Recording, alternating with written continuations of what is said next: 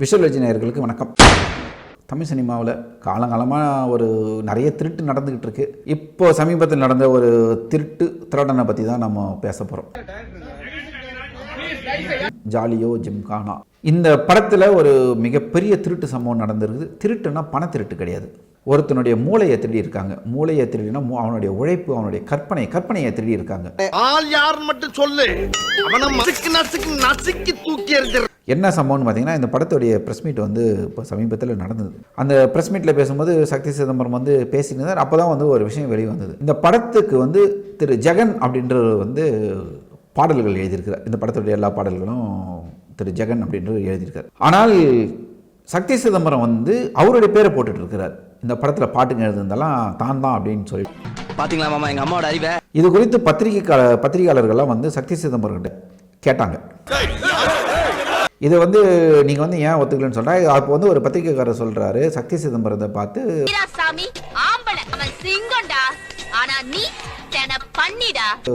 Director அவர்களே, நீங்க வந்து கிட்டத்தட்ட ஒரு வருஷத்துக்கு முன்னாடி ஆனந்தவங்களில் பேட்டி கொடுக்கும்போது இந்த படத்தோட அனைத்து பாடல்களையும் திரு ஜெகன் அப்படின்ற எழுதியிருக்கிறார். நீங்களே ஒரு மரண வாக்குமூலம் கொடுத்துருக்கீங்க.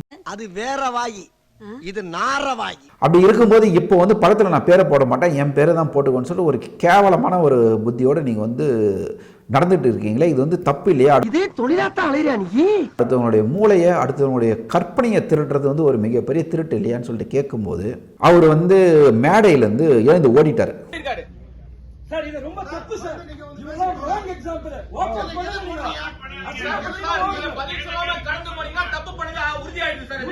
உண்மையை ஒத்துக்கிட்டு நான் திருடன் தான், பத்திரிக்காரங்க மூஞ்சி என்னால் முடிக்க முடியாது அப்படின்னு சொல்லிட்டு திருட்டு புத்தியோடு எழுந்து ஓடிட்டார். சரி, இந்த விஷயம் என்ன, ஏன் இப்படி நடந்துச்சுன்னு சொல்லி அந்த பாடலாசிரியர் ஜெகனையே கூப்பிட்டு கேட்கும்போது அதுக்கு அவர் வந்து மேடை ஏறி சொன்னார். ஜெகன் அவர் சொன்ன விஷயம் வந்து பார்த்தீங்கன்னா ஒரு மிகப்பெரிய ஒரு ஷாக்கான ஒரு விஷயம் தான். என்னன்னு சொன்னால், இவர் ஜெகன் வந்து அந்த ப்ரொடக்ஷன் கம்பெனியில் ஜாலியோ ஜிம்கானா படத்துக்கு எக்ஸிக்யூட்டிவ் ப்ரொடியூசராக திரு ஜெகன் அவர்கள் வேலை பார்த்துருக்கிறாரு. இந்த படத்தோட பட்ஜெட் வந்து முதல்ல 7 கோடி போட்டிருக்காங்க. ஆனால் கிட்டத்தட்ட 16 கோடிக்கு மேலே படம் வந்து பட்ஜெட் போயிருக்கு. ஒரு கட்டத்தில் ப்ரொடியூசர்கிட்ட வந்து இவர் வந்து இப்போ கம்பெனியோடைய ஆள் இல்லை, இவர் வந்து ப்ரொடியூசர்கிட்ட சொல்லிட்டு இருக்காரு, சார் இந்த மாதிரி படத்தில் வந்து தேவையில்லாத செலவுகள் போயிருக்கு, இது வரைக்கும் 16 கோடிக்கு மேலே போயிடுச்சு அப்படின்னு சொல்லிட்டு அங்கே நடந்த தவறுகள் அனைத்தையும், திருட்டுகள் அனைத்தையும் ப்ரொடியூசர்கள் சொல்லிட்டு இருக்கிறாரு. அப்படி சொன்ன உடனே தான் நம்ம நேர்மையின் சிகரம், உழைப்பின் சிகரம், கற்பனையின் சிகரம் திரு சக்தி சிதம்பரம் அவர்கள் வந்து அப்படியே கொந்தளிச்சிட்டாராம். ஓ, நீ அப்படி வரியா? நீ எப்படி என்னை வந்து போட்டு கொடுக்கலாம், உன் பேரை நான் வந்து பாடலாசிரியர் பேரில் போட மாட்டேன்னு சொல்லிட்டு சவால் விட்டுட்டு இவர் வந்து பாடலாசிரியர் போடாமல் இவருடைய கற்பனையை திருடி அவர் பேரை போட்டுட்டு இருக்கிறாரு.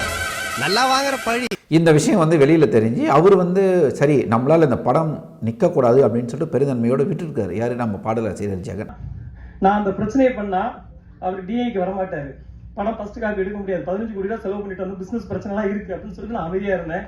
இன்னைக்கு கேட்டதுனால உண்மையை சொல்ல வேண்டிய ஆயிடுச்சு. நேரில் பார்த்து ஒரு சல்யூட் பண்ணுன்னு தோணுது சார். ஆனால் இந்த விஷயம் வந்து நம்முடைய பத்திரிகை நண்பர்களுக்கு தெரிய வரும்போது கேட்டதுக்கு சக்தி சிதம்பரம் வந்து மேடை இருந்து தெரிச்சு கூனி குறுகி புறமதுக்கிட்டு ஓடி போயிட்டார் தியேட்டர் விட்டு.